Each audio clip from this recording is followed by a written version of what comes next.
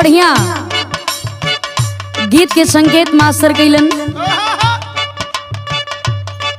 ई कोनो दुल्हन अपना सैया जी से कहतिया कि सुना बड़ा मिले का मन करता। बता रहल बे कि जब मिले यहाँ तो कैसे मिली हा। उ भाव कितना सुंदर बा। बता रहल बे का कहे, दबे पावैया दबे पावैया नजरिया बचा के।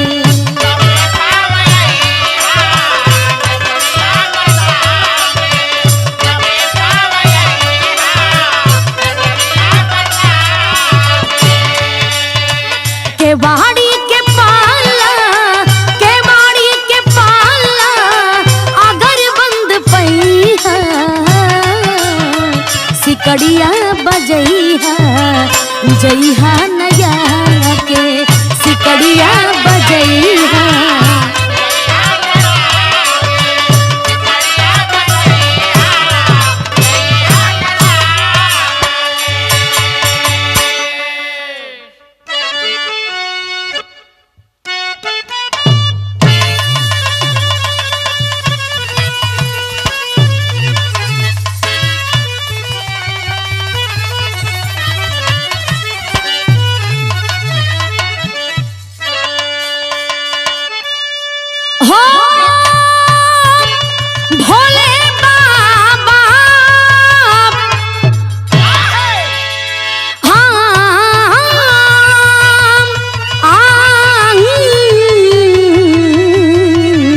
सबरिया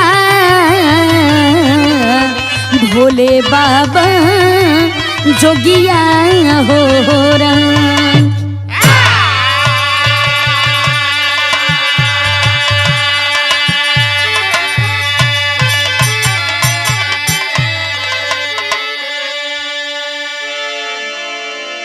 हम गायिकांशिका कुशवाहा और आप लोगन के बीच में एक फिर बिरहा भेज रहल बानी आंसू इंटरटेनमेंट के सौजन्य से। श्रद्धेय श्री राम जन्म यादव जी के देख रेख में बिरहा आप लोगन के बीच में जाई। आप लोग सुनिहन, उनका चैनल के सब्सक्राइब करिहन और शेयर करिहन, कमेंट करके बताइहन बिरहा कैसन लागता। और जिनका बड़ा ही विशेष आभार रहता है कलाकारों के ऊपर, परम आदरणीय श्री रंजीत यादव जी, लोरिक यादव जी, जितेंद्र यादव जी, एडवोकेट साहब और रामाश्र यादव कवि जी, मनोज यादव जी। और ये बिरहा का मुकाबला, जोरदार मुकाबला श्याम कुंवर जी के साथ में जा रहल बा। बड़ा बढ़िया बढ़िया गीत आप लोगन के सुने के मिलल हो। जरा आप लोग सुनिहन, देखें केकरे बिरहा में कितना मजा आवता। काहे से कि नया और पुरान कई टक्कर हो। यहाँ 4 लाइन भूमिका के लाइन से कहना है मास्टर। नारी के अंदर कितनी बड़ी सहन शक्ति है। इसी नारी को लोग दुर्गा कहा करते हैं, माँ बहन बेटी कहा करते हैं, देवी कहा करते हैं। और जिस घर में नारी का सम्मान नहीं होता उस घर में लक्ष्मी कभी वास नहीं लेती। भूमिका के लाइन से कहना है क्या,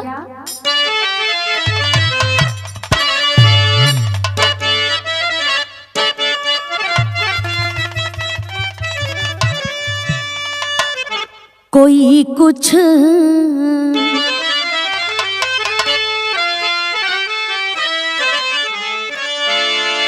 कोई कुछ कहे पर यही सत्य है। अपने बलिदान से घर सजाती है नारी। नाता पत्नी बहन बेटी माता कहो, जग में हिम्मत से हर दम निभाती है नारी। लाख सदमा सहे पर न पीछे हटे, मैं के पी घर को जन्नत बनाती है नारी। मगर आज अफसोस होता सियारा, पग पग पे है जब छली जाती नारी।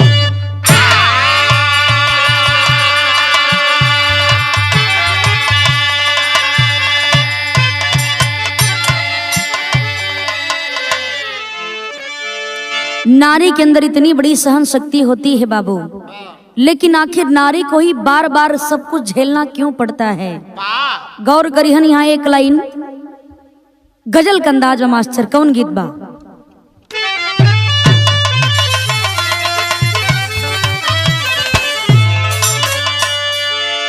आँख से छलका, आँख से छलका आंसू और जा टपका शराब में।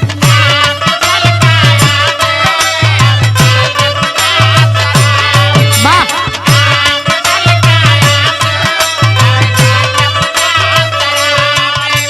दिल में चुभा जो काटा, दिल में चुभा जो काटा, अब जा निकला गुलाब में। आँख से छलका, आँख से छलका आंसू और जा टपका शराब में। वाह,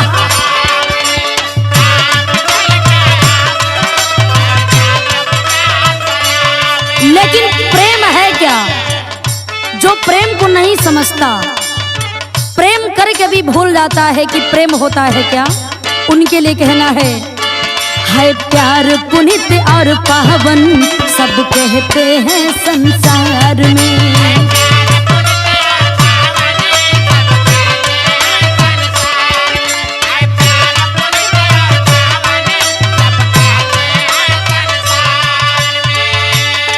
गद्दार भी है ऐसे, गद्दार भी है ऐसे, जो छोड़ चले मझधार में। है प्यार पुनित और पावन, सब कहते हैं संसार में।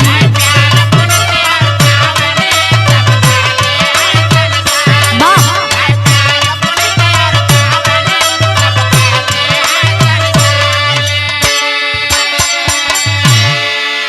यही से कहानी की शुरुआत हो गई। कहानी कैसन बा केकर कहानी बा जरा गौर करेंगे। कैसे मास्टर,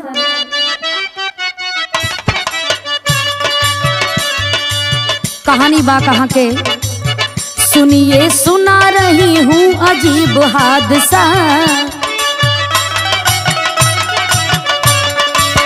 भारत में आज नारियों की कैसी है दशा।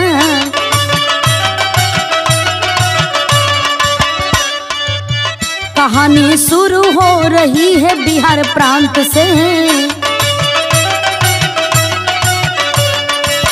आशा की नजर लड़ गई अवनीश शांत से। करता था जो बीएससी पटना में वो रहकर, पड़ोसी बाला आशा मोहित थी उस पर।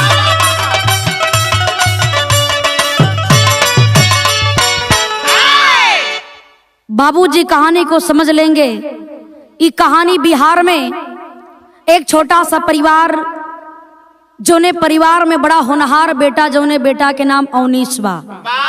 जो अवनीश बीएससी करता था पटना में रह करके, और देखें कुछ ही दूरी पर एक आशा नाम की लड़की थी।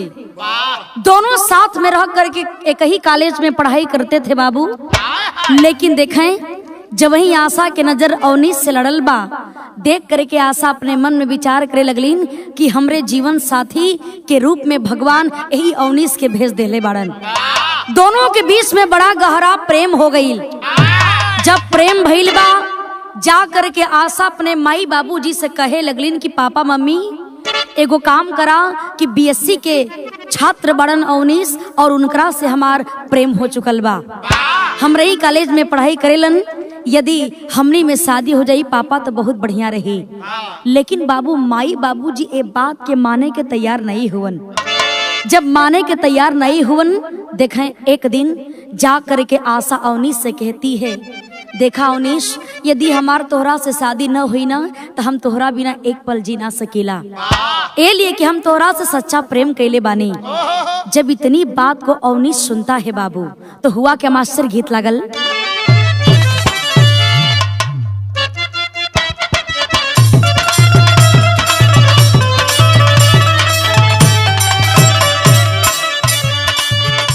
ये गीत के लाइन बा, ई कोनो लड़की के कोनो लड़का देख के कहता कि का हो, कैसन देखा तानी, बड़ा जल्दी में जाता रहो, आ तोहार आई दशा का भइल बा। लड़किया कहतिया कि ढेर बढ़ के मत बोला, सुना हमार बात। कहतिया का, काहे पीछे पड़ल बड़ा, हमारे पे मरल बड़ा,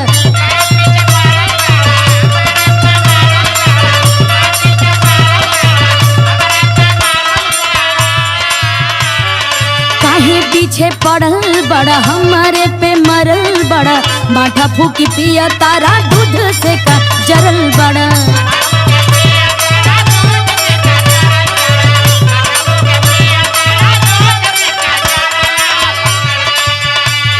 अके कर जगवलू हा भगिया गोरी,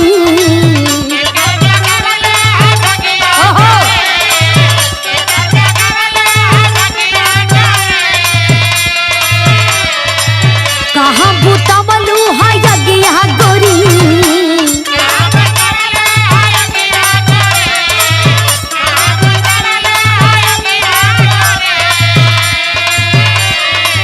केकर जगवलू हा भगिया गोरी, कहाँ बुतवलू हा यगिया गोरी, कि हरी हरी ओढ़नी तोहर छूटल तबना बगिया गोरी।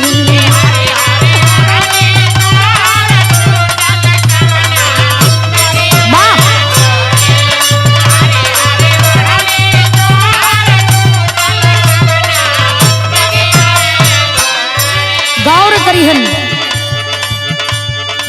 अवनीश और आशा बात करत हुन का, कहेली आशा सुना, होई तमाशा सुना,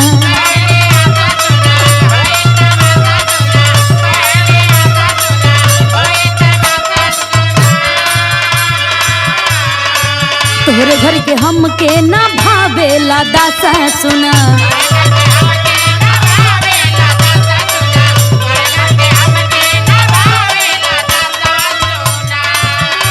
आ कहेले अवनीश बतिया गोरी,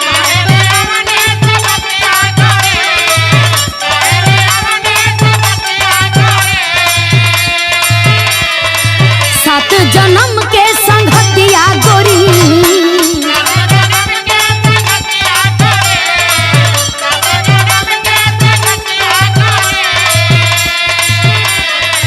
कहेले अवनीश बतिया गोरी, सातो जन्म के संगतिया गोरी, कि हरे राम तुहई हमार बड़ू जीवन मरण के सखिया गोरी।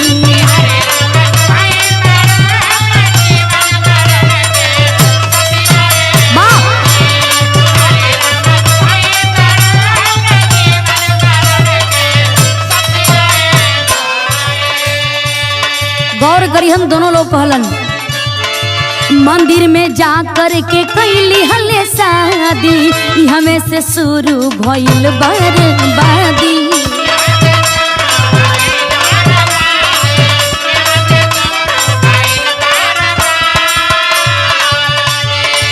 आगे के बढ़ल बाबतिया गोरी,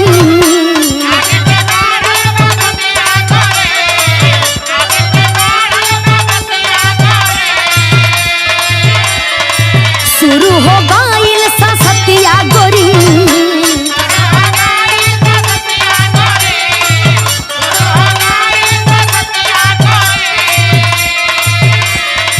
आगे के बढ़ल बाबतिया गोरी, शुरू हो गईल ससतिया गोरी, कि हरे राम तुहई हमार बटू जीवन मरण के सतिया गोरी।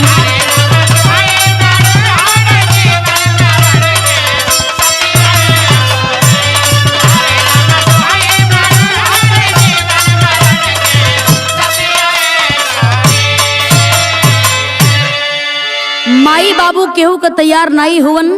अवनीश और आशा जा करके मंदिर में बहुत ही अच्छे तरीके से पूरे विधि विधान के साथ शादी करते हैं और पति पत्नी के बंधन में बंध जाते हैं। जीवन बितावे लगलन। कलन कि अब यहाँ रहने से कोनो फायदा नहीं हो। और शादी करने के बाद बाबू देखें दोनों अवनीश और आशा करते हैं क्या। यहाँ एक लाइन गीत लगल।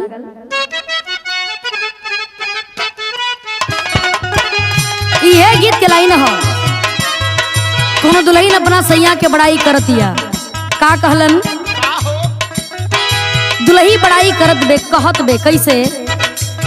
बढ़िया दिया बे पिया के प्यार का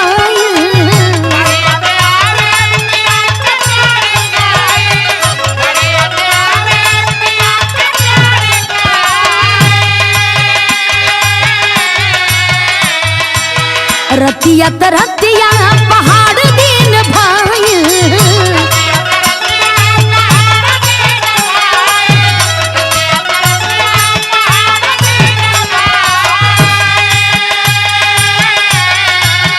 बढ़िया दिया बे पिया के प्यार का रतिया तरतिया पहाड़ दिन भाई का कहीं हमारा करे जदालदार के का कहीं हमारा करे जदालदार के दिलवा ले गईले दिलवा ले गईले राजा बोतल में भर के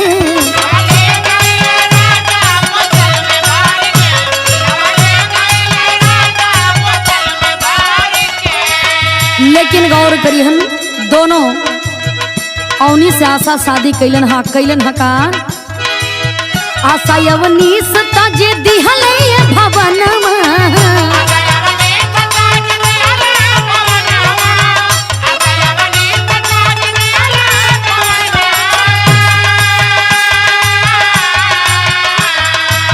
जाके भोपाल में करे लगल कमवा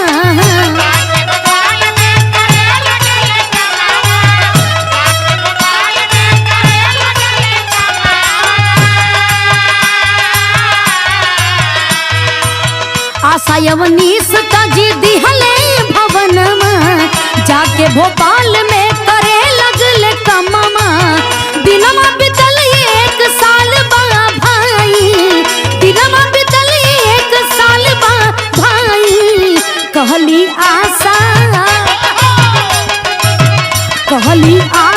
ऐसैया बनब माई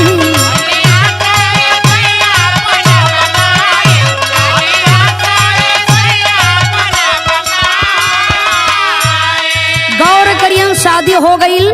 दोनों घर को छोड़ करके भोपाल में जा करके रहने लगे। दोनों पढ़े लिखे थे बाबू, लेकिन पेट के जियावे का सवाल बा। नौकरी तत्काल मिलत नहीं बा। कुछ काम धंधा करे लगलन। तब सुन के अपार खुश अवनीश भइले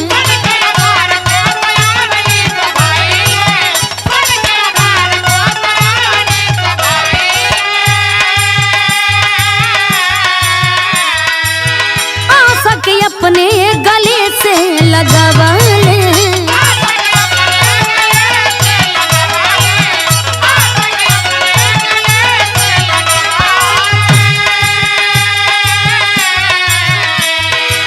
रोवेले गले से अपने लगाई रोवेले गले से अपने लगाई कहली आशा ऐसैया बनब माई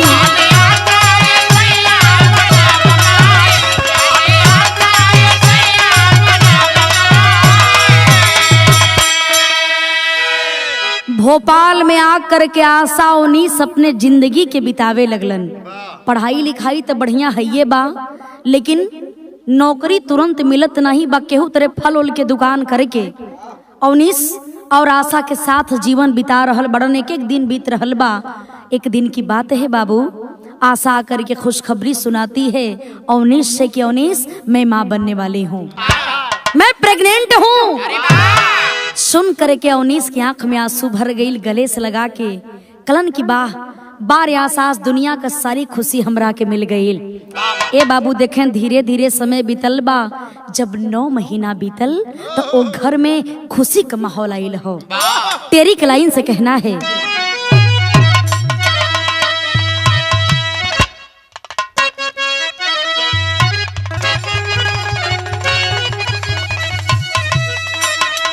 सुमनमा जय दिन आंगन में खिला, अरे सुमनमा जय दिन आंगन, सुमनमा जय दिन आंगन में खिला, वही दिन मिलल नौकरी आइल बा फरमनमा, अरे फरमनमा, अरे फरमनमा। गौर करेंगे बाबू, जब ही 9वां महीना बीतल देखें आशा के गोद में बड़ा सुंदर बेटा के जन्म भइल बा। जब बेटा के जन्म भइल देख करके अवनीश बड़ा खुश बड़ा ने बाबू। तब तक देखें नौकरी के तलाश में अवनीश बिल्कुल लगा रहता था कि जहिया नौकरी मिल जाई तहिया हमने के जीवन सफल हो जाई। कहे से कि पढ़ाई लिखाई बड़ा बढ़िया रहल।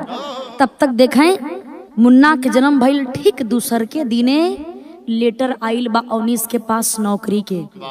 रेलवे में अवनीश को नौकरी मिल जाती है और जब नौकरी मिलल बा ये बाबू जा करके अपना पत्नी आशा से कलन के देखा भाई 5-6 दिन भइल, तोहार देख रेख भी कईल बड़ा जरूरी बा, हमार नौकरी के भी सवाल आ गईल बा, लेकिन तोहरा से बढ़ के नौकरी ना हो सकेला। जब आशा इस बात को सुनती हैं कलिन की ए सैया हमार बेटा कितना भाग्यवान बा कि जब वही बेटा पैदा भइल दूसरे के दिने तोहरा के नौकरी रेलवे में मिल गई। हमनी के जीवन बड़ा बढ़िया से बीती सैया, हमार चिंता मत करा, अपने पत्नी आशा पर विश्वास करा, तू अपने ड्यूटी पर जा, हम सब कुछ संभाले, हम बिल्कुल स्वस्थ बने ठीक बनी। देखें आज आशा अवनीश को समझा रही है ए सैया नौकरी छोड़े के नहीं बा, कैला के काम बा। का कलिन मास्टर गीत लगल,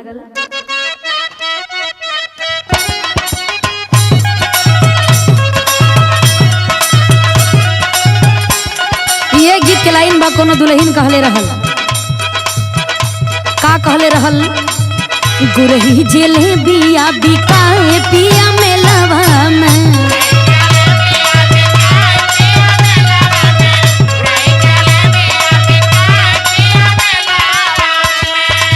ले यहाँ गरम में छनत होई तेलवा में, ले यहाँ गरम में छनत होई तेलवा में, गुरही जले बिया बिकाए पिया मेलवा में।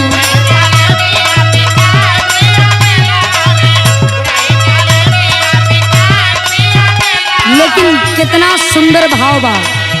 आज पत्नी अपने पति आशा अपने अवनीश से कह रही है क्या, सजना से अपने तिखार कहीं सजनी,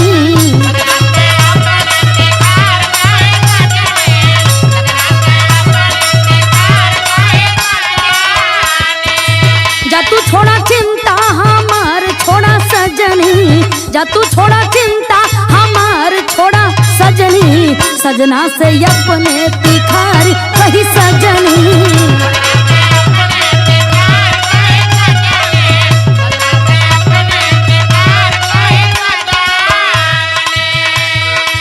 मौका ना बार बार जिंदगी में आई, समझा रही है अपने पति को।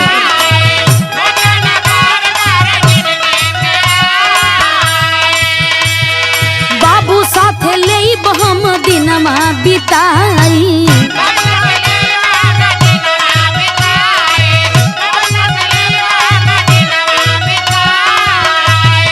अपन ख्याल रखी हाथी खार कहीं सजनी, अपन ख्याल रखी हाथी खार कहीं सजनी, सजना से अपने बार बार कहीं सजनी।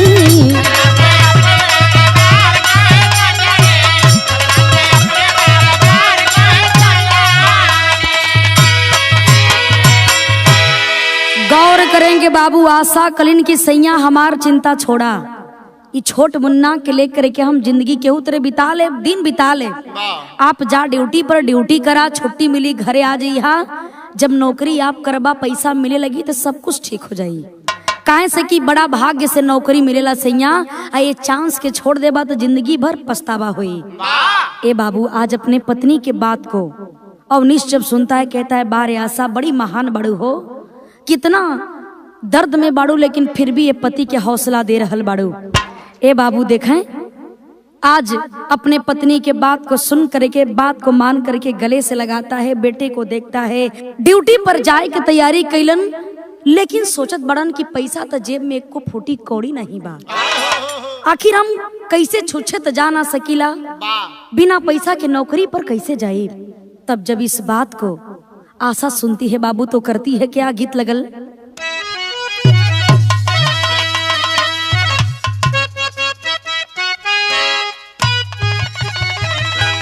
यह गीत के लाइन हो, करे नरिया रवा के पारी, अरे तारे नरिया रवा के बारी, ऊपर श्याम गेंदा लगाईदा।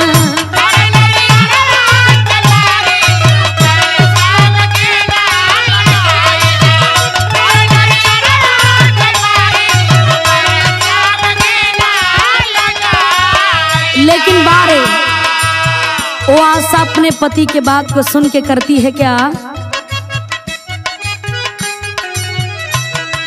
अंगूठी थमावे बेचारी,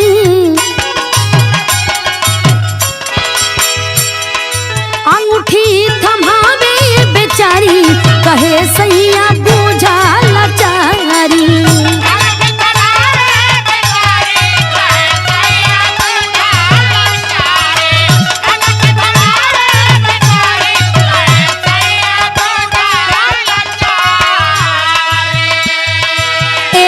के बेच के तू जईबा बहरामा,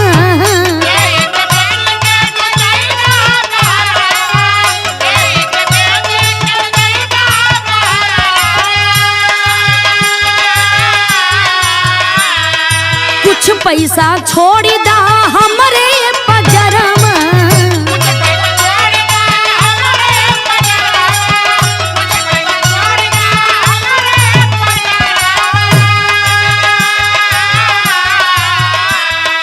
लेबे सब कुछ हम संभारी,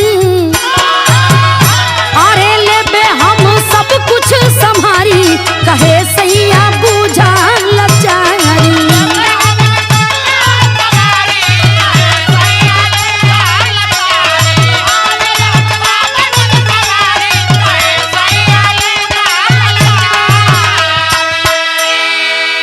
गौर करेंगे बाबू, आज जब इस बात को सुनती है आशा, हाथ में सोने अंगूठी रहल, अंगूठी के निकाल करके अवनीश के हाथ में रख देलीन, कहीं कि सैया यही के बेच के जवन पैसा मिली कुछ पैसा हमारे पास रख करके बकिया पैसा ले करके आप अपने ड्यूटी पर चल जाएं।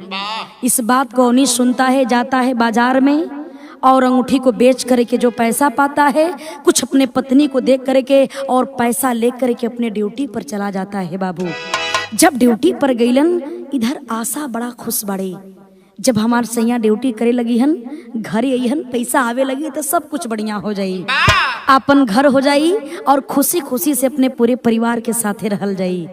लेकिन वाह, जब अवनीश अपने ड्यूटी पर जाता है, जब ड्यूटी करने लगा, धीरे धीरे समय बीत रहा है, 2 दिन पर 4 दिन पर फोन आवत रहल, लेकिन धीरे धीरे आशा के महसूस होत बा कि हमरे सैया के हाल चाल कुछ कम मिलत बा।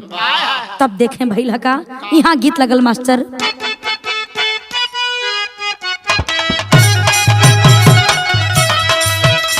वाह, एक उल गीतन के कोनो जोड़ नहीं, बात कल तो गीत आप लोग बड़ा सुनते बने। इहो कोनो पतोहू अपना सासू अम्मा के बतावत या समझावत है कि का पगलाइल बड़ू। अरे तनिए आजकल के जमाने के देख के विश्वास करा, अंधविश्वास में जियला के काम नहीं बा। बतावे का कहे, का पगला गइलू ना यही का पगला गइलू हो,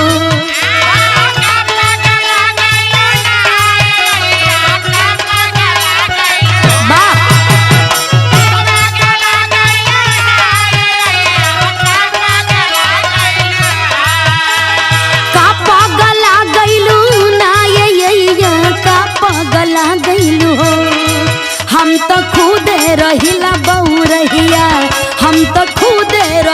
बहु रहिया अय्या कहाँ पगला गइलू हो।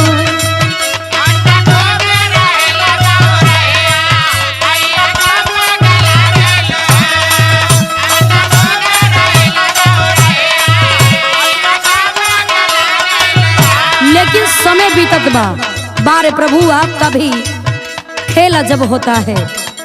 बीते समैया ना मोरे भैया, बीते समैया ना।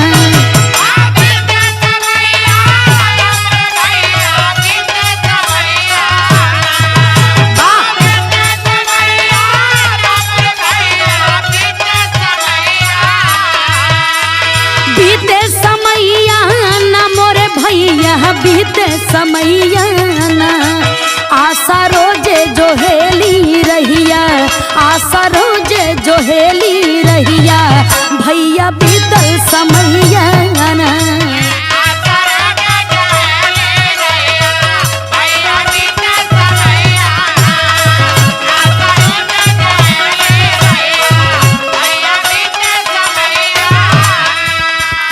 ए बाबू धीरे धीरे समय ज्यादा बीत रहल बा, लेकिन 19 के अब फोन तो दूर कौनो खबर नहीं मिलत बा। तब 10 साल बीतल नहीं आइले,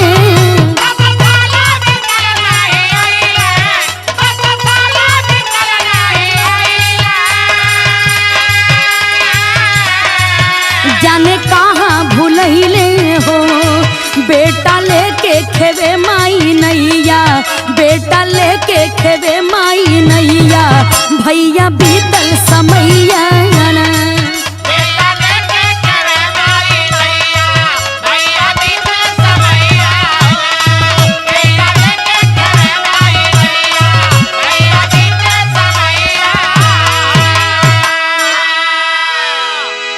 गौर करेंगे बाबू, देखें अब 2 दिन 4 दिन का तो बात छोड़ दा, अब तो 19 के फोन भी आइल बंद हो गई। देखें 19 ड्यूटी करने लगा, पैसा कमाने लगा, भूल गया अपने परिवार को। लेकिन बारियास आज अपने छोट बच्चा के ले करके, जोने बच्चा के नाम बड़ा प्यार से सोनू रखलीन। अब प्यार से कभी कभी सानू सानू कह के बुलावे। आज उस सोनू मुन्ना के सहारे अपने जिंदगी के बितावे लगली, रोवे लगलीन कि बारे सैया गैला। फिर गैला के बाद कबो पता भी ना चलल। आज धीरे धीरे बाबू 10 साल का समय गुजर गया। जब 10 साल के समय बीत गई, लेकिन फिर भी 19 के कोनो पता होता नहीं चलत बा। देखें जा करके स्टेशन पर अपने बेटवा के ले करके, सोनू के ले करके आशा चना बेचे लगलीन।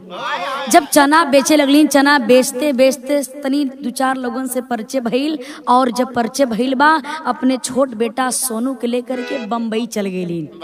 जब बम्बई गईलीन, वहां भी गईला के बाद यह प्रक्रिया चालू हो गई, चना बेचे का प्रक्रिया चालू बा। एक कॉलोनी रहल, वही जन छोटा सा झोपड़ी लगा के अपना बेटा सोनू के लेकर के रहे लगलीन।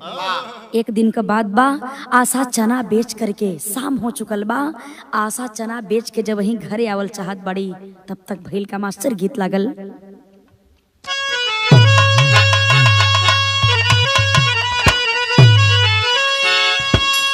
यह गीत के लाइन हो कैसे मास्टर? सुनी कैला बलमु, अरे सुनी कैला बलमु, कचौड़ी गली सुन कैला बलमु। अरे मिर्जापुर के कैला गुलजार हो, कचौड़ी गली सुन कैला बलमु।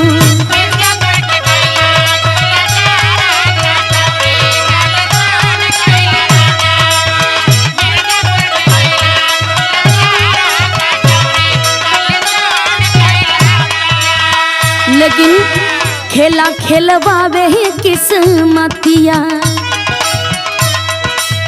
खेला खेलवावे किस्मतिया, चना बेचे लगलिया बरतिया। खेला खेलवावे किस्मतिया,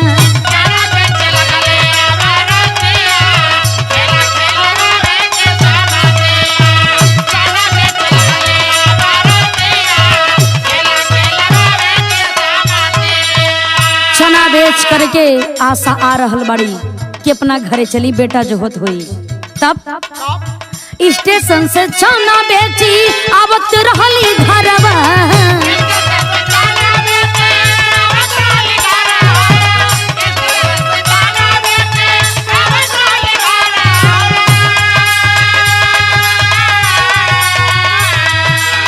भइल एक्सीडेंट फाटी गइल चेहरवा।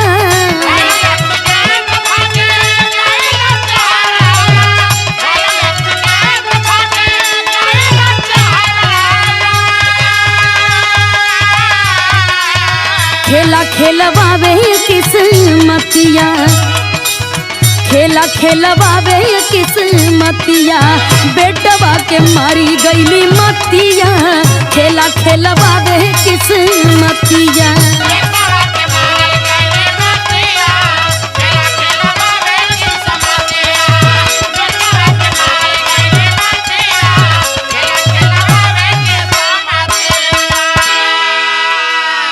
ए बाबू शाम का वक्त बाद चना बेच के जब वही आशा वापस आवत बड़ी, तब तक देखे बाबू एकाएक 4 व्हीलर से आशा के एक्सीडेंट हो गई।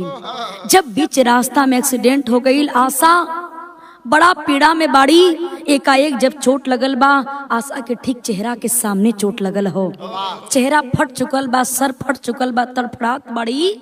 तब तक कुछ लोग मिल करके आशा के उठौलन और ये बतिया के पता जब सोनू मुन्ना के लगल अपने पास पड़ोस के लोगन से कहलन। लोग पड़ोसी दौड़ के अलन। आ करके लोग देखलन कि बेचारी बड़ा गरीब बे, एगो बेटा के लेकर के केहू तेरे जिंदगी बिता रहल बे। लोग सहयोग कैलन, ले जा करके हॉस्पिटल में एडमिट कैलन। जब हॉस्पिटल में एडमिट कैलन, डॉक्टर साहब देखते हैं कि हाल तो बड़ा बुरा हो चुका है, लेकिन डॉक्टर साहब सारी परिस्थिति को जान करके कहते हैं बेटा चिंता मत करो, तुम्हारी माँ बिल्कुल स्वस्थ हो जाएगी, बिल्कुल अच्छी हो जाएगी बेटा। ये बाबू देखें इलाज चालू हुआ। जब इलाज चालू भइल हो, यहाँ एक लाइन गीत लगल, लेकिन गीत से बढ़िया भाव बा। एक्सीडेंट हो गई, पड़ोसी लोग हॉस्पिटल में लेके जात हुवन। जब हॉस्पिटल में गईलन तब ए भैया आशा के लेके तता काला पड़ोसी अस्पताल चले।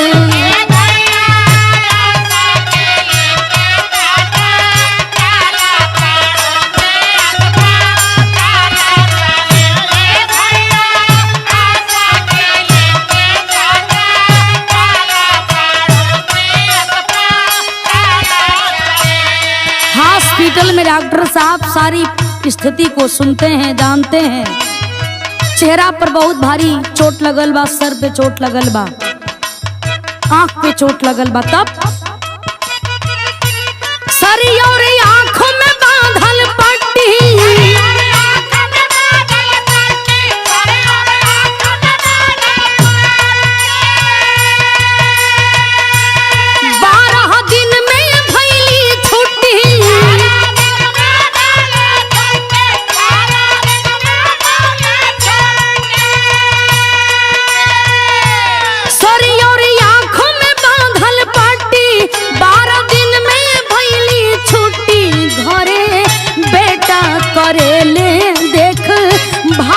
पड़ोसी अस्पताल चले।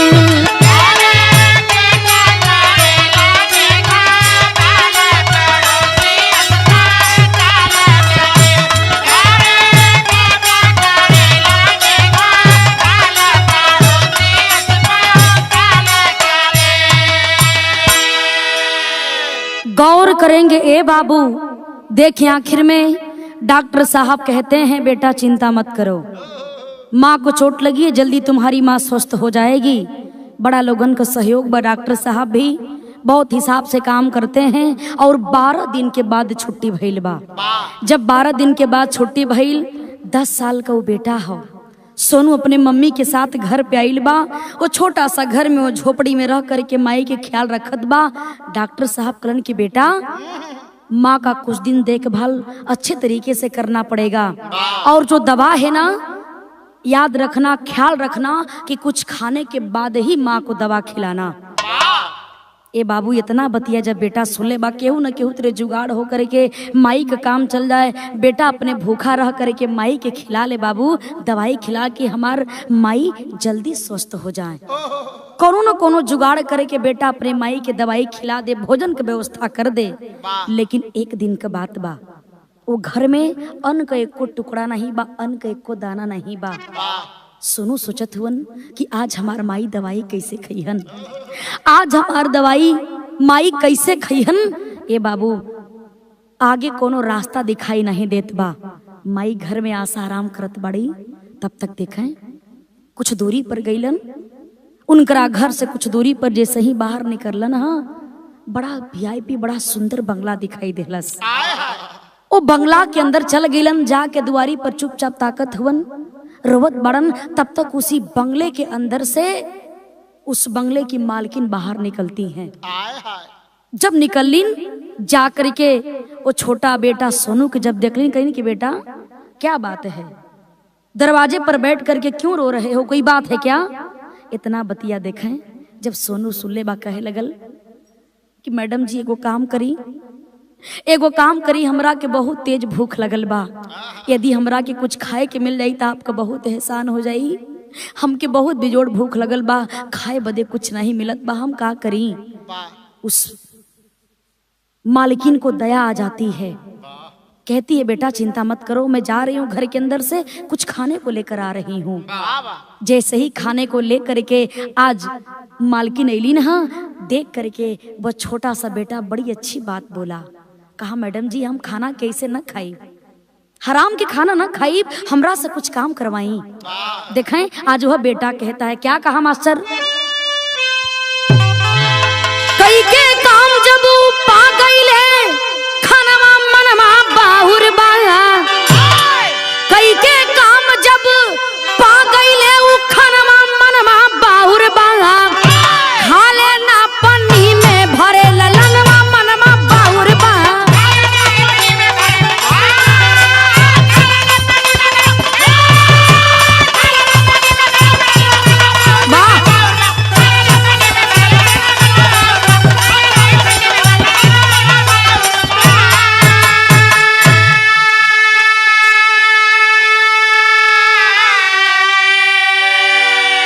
बारे वह बेटा के अंदर कितना बड़ा संस्कार है। कहे लगल मैम साहिबा, मैडम जी हमारे को बात ध्यान से सुनी, हम भोजन के तेरे मुफ्त में ना खाई, हमरा से कुछ काम करवा ले ही, जब काम करोई हम तबे हम भोजन के ले। ए बाबू देखें जब इस बात को जब वो मालकिन सुनी ना करीन कि बारे बेटा, अच्छा ठीक है बेटा जो तुम्हारी इच्छा हो कर सकते हो। बाबू देखें आरी अरी जोन पौधा लगल रहल, पौधा में पानी देना, 2 गाड़ियां खड़ी थी, गाड़ियों को जा करके पोछना और धोना। जब ये सब काम कर रहलन, एकरा बाद ले जा करके जब वो हम मालकिन भोजन को देती हैं, वो भोजनिया के देख करके और देखे सोनू मुन्ना अपने नहीं खात हुवन, पाकिट में पन्नी ले हुवन, पन्नी के निकाल के तुरंत वो भोजन के भरे चालू कैलन कि हमरे मम्मी के दवाई खिला में बहुत लेट होत बा। देख करके मालकिन पूछ रही हैं कि बेटा तुम तो बोल रहे थे हमें बहुत भूख लगी है, हमके खाना चाहिए, जल्दी से हमरा के खाना दे दा, लेकिन तुम्हें खाना चाहिए, पन्नी में भर के कहाँ लेकर जा रहे हो? इतना बतिया बाबू जब सोनू सुले बा कहे लगल कि नहीं मैडम जी, नहीं मैडम जी, मैं भोजन को लेकर जाऊंगा और अपने घर पर खा लूंगा। शंका भइल बा, मालकिन के पूछत बड़ी, नहीं सही बताओ, सही बताओ क्या बात है बेटा, भोजन को यहाँ भी खा सकते हो, पन्नी में क्यों भर रहे हो? इतना बतिया बाबू जब सोनू मुन्ना सुन ले बा कहे लगल कि घरवा हमारे मम्मी के एक्सीडेंट हो गई बा, डॉक्टर साहब कहले वन के बिना कुछ खैले दवाई ना खियावे के, यही से हम सोचली कि आज तक कुछ भी मम्मी के खाए बदे ना बा, यही से आपके दरवाजे फरमाइलिन कि कुछ काम कर ले तो कुछ हमारे माई के खाए के मिल रही, हमारे माई दवाई खा ली हन। इस बात को मालकिन जब सुनती है कहती है, पारे बेटा क्या तेरी माँ ने तुझे संस्कार दी हैं कि बिना किए तू भोजन नहीं ले रहा है, भोजन नहीं खा रहा है। सलाम करती हूँ ऐसे माँ को, उस माँ का मैं दर्शन करना चाहती हूँ जिस माँ ने इतना अच्छा संस्कार इस बेटे के अंदर भरा है। चलो बेटा, तुम अकेले नहीं चलोगे, तुम्हारे साथ मैं भी चलूंगी। आज वो मेम साहिबा भी बाबू सोनू मुन्ना के साथ में आशा से मिले खातिर चली नहा। तब भैल का मास्टर आल्हा के लाइन लगल, सोनू शीला के लेके आइल बाटे घरमा भैया,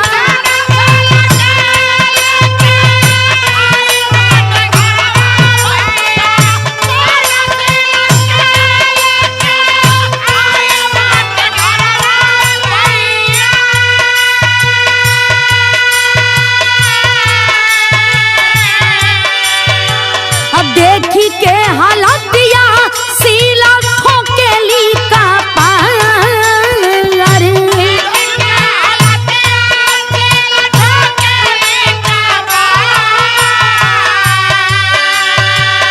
कहली संस्कार जावन देहलु बेटवा के बहिनी,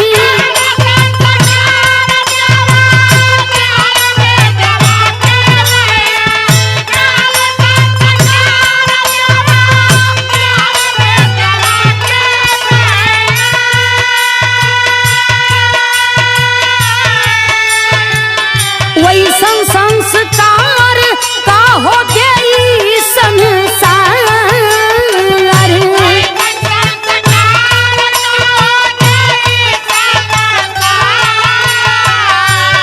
ए बाबू देखें, आज मेम साहिबा भी जा रही हैं, उनका नाम शीला है। शीला मेम साहिबा जब सोनू को लेकर के आशा के देखे बदे चलीन, हालत के देख करके सर पे हाथ रख के कहत, बड़ी बारे भगवान, तूने भी इस इंसान के साथ तू कैसा कैसा खेल खेलता है। जाके कहती हैं कि बारे बहन, मैं सैल्यूट करती हूँ तुम्हें, इस हालत में हो लेकिन अपने बेटे को संस्कार जो दी हो कोई क्या देगा। तुम्हारे पास पैसा तो नहीं है लेकिन दिल है, संस्कार है। आज तुम्हारे संस्कार से मैं बहुत खुश हूँ। ए बाबू, खाना भी देहलीन, पैसा भी कुछ देहलीन कि ला बहनी, हम तोहरा के देत बड़ी दवाई करीहा, फल फ्रूट खइहा। फिर घर पर आती हैं, आ करके वह शीला मेम साहिबा अपने पति से इस बात को कहती हैं, ए सैया, बड़ा गरीब परिवार बा, महतारी बेटा दुइये बड़न लेकिन संस्कार गजब के बा। इस बात को जब आज शीला के पति सुनते हैं, कहते हैं चलो मैं भी चलूंगा, देखूंगा कौन है वो। तब भइल का तीसरे दिन साहब के ली या के आई गईली बाबू,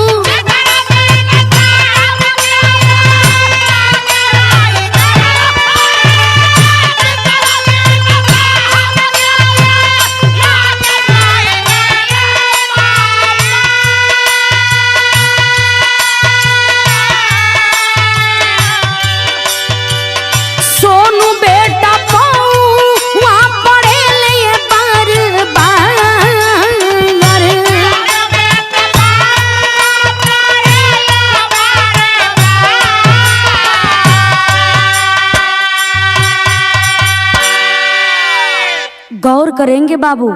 देखे आज शीला जो मालकिन है, जो मेम साहब हैं, आज वह शीला अपने पति को भी ले करके दिखें आशा के देखे खातिर पहुँचलेन। जब सोनू बेटवा देखले बा कि मेम साहब आइल बड़ी, साहब भी साथ में आइल हुवन, दौड़ करके जा करके वह बेटा पैर को पड़ रहा है, कह रहा है कि आई साहब बैठी। ए बाबू, चेहरा पर पट्टी बांधल गईल बा, आशा के चेहरा पर पट्टी बांधल बा, सर पर पट्टी बांधल बा, लेकिन फिर भी आशा कहती है, अरे बेटा, मेम साहिबा आइल बाड़ी, साहब भी आइल बड़े, एक काम करा कि जा उनकरा के कुछ चाय वाय लिया के पिला दा। छोटा बेटा सोनू चाय लाने के लिए जाता है बाबू। तब तक देखें साहब और मेम साहिबा दोनों लोग जाके बगल में बैठते हैं और पूछना चालू कर देते हैं, कौन हो तुम? आखिर ऐसी हालत कैसे हो गई? इतना मस्त बेटा, इतना सुंदर बेटा है, लेकिन आखिर किस परिस्थिति में रह करके क्या हुआ था तुम्हारे साथ कि आज तुम्हें इतना सारा दुख का सामना करना पड़ रहा है। इतना बतिया बाबू जब आशा सुलिन कलिन की साहब हम का बताई, बड़ा हम दुख का मारल बड़ी। यदि हमारे बेटा सोनू ना रहता न जाने कब के हम आत्महत्या करके मर गई रहती। इस बात को जब देखें बाबू, शीला सुनती हैं, जो मालकिन है, कहते क्या बक रही हैं बहनी, का भई रहल आपके साथ में। तब इस बात को बाबू देखें, जब आशा सुनती हैं सारी अपन कहानी बतावे लगलिन कि का कहीं बहनी। ये बात के बार बार हमार बेटा सोनू भी पूछेला कि मम्मी हमार पापा ना हुवन का, हमार पापा ना हुवन, मांग में सिंदूर भी भरेलू और पापा के नाम भी ना बतावेलू, पापा के रास्ता भी ना बतावेलू कि हमार पापा के बा कहाँ गइल बड़न। एक हम अपना बेटा से भी ना बताइला, आपके का बताई। हमरो जिंदगी बड़ा बढ़िया से बीतत रहल, माई बाबू राजी ना रहलन और हमरे पति के नाम अवनीश रहल और दोनों शादी कर लेनी जा।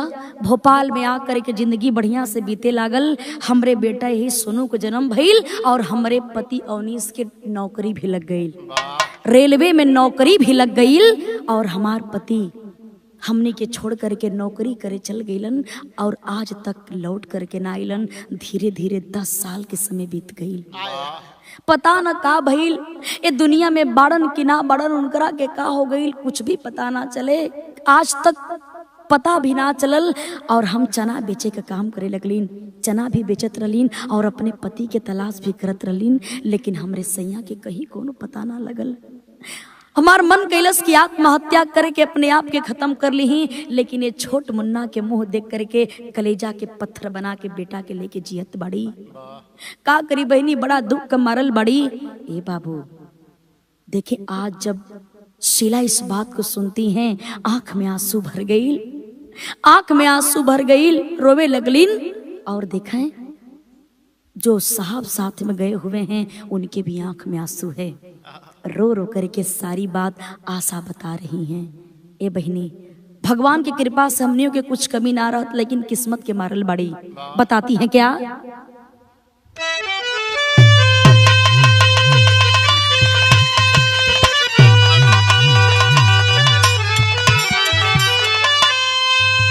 आशा हाथ जोड़ी के अरे कहली बाबू वही जुनिया,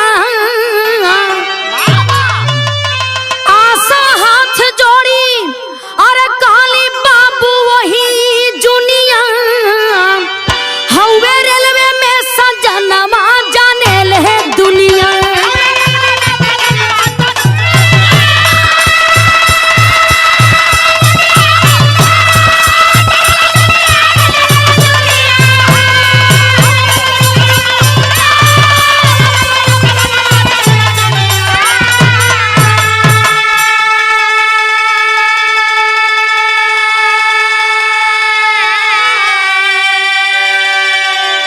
सारी कहानी को बाबू देखें, आशा सब कुछ बतौलीन। बगल में जो साहब बैठे हैं, साहब के आंखों में आंसू है, खड़े हो जाते हैं। जब खड़ा हो गईलन, जा करके कहते हैं कि अरे पगली, अरे पगली, तू जानती है कि मैं कौन हूं। इतना बात दिखाएं, आज आशा के कान में जब ये आवाज गई, समझ गईलीन कलीन की सैया, ई तो हमरे सैया के आवाज बा, ई तो अवनीश हमरे सैया के आवाज बा। तब तक जा करके खड़े हो करके बाबू आज रोना चालू कर देती है। आशा जब रोवे लगलीन, आज वो अवनीश भी रोने लगते हैं बाबू। वह साहब कोई और नहीं बल्कि वही अवनीश थे। नौकरी करते करते उसी शीला से शादी भी कर लिए और इस पूरे परिवार को भूल गए। पैसे को पा करके, शोहरत को पा करके, इस पूरे परिवार को भूल करके शीला से शादी करके जीवन बिता रहे थे। सारी बतिया बतौलन की हमरा से बहुत बड़ी यार भूल हो गई, आशा हमरा के माफ कर दा। आज वही भूल का सजा हम भोग रहल बानी। जैसन हम कैले रही नौकर सजा मिल रहल बा। शादी तो हो गई, ऐसो आराम सब कुछ बा, लेकिन अंदर सुकून नहीं बा, चैन नहीं बा। इस बात को बाबू जब शीला सुनती हैं, जब शीला सुनती है कहती है कि देख लीजिए, बुरा कर्म का बुरा ही फल मिलता है। आपने जैसा किया आज हम दोनों लोग मिल करके भोग रहे हैं। इतना सुंदर परिवार छोड़ करके और आप इतना बड़ा गलती कर दिए। ए बाबू दिखाएं कहे लगिन की बहनी तू चिंता मत करा बहनी, एमन हमहू जिम्मेदार बाड़ी। यही से देखा 10 साल बीत गए शादी भइले, लेकिन हमनियों के गोद में भगवान हमरहू गोद में को संतान नहीं देलन। गलती के सजा हमने के मिल रहल बा बहनी, लेकिन कुछ भी हो जाए तो हमार बहन बाड़ू अब हमने के दोनों लोग साथ में रह करके जीवन बितावे के। ये बाबू गलती पर अफसोस हो रहल बा। अवनीश आज अपने पत्नी दोनों पत्नी को साथ में लेते हैं, शीला को भी और आशा को भी। और छोट मुन्ना जेकर उम्र 10 साल के बा, सोनू मुन्ना के भी साथ में लेकर के पूरे परिवार को लेकर के आज भी उस बंगले में रहते हैं। बाबू बड़ा खुशी से जीवन बीते लागल। यही से लोग कहलन कि बिना विचारे जो करे सो पाछे पछताए। पैसे को पाक करके, शोहरत को पाक करके हमें बीता हुआ कल कभी नहीं भूलना चाहिए। कहानी खत्म भई, आखिरी लाइन में कहना है, गुरु बिहारी गुरु रमन श्यामा भय स्वर्ग के वासी।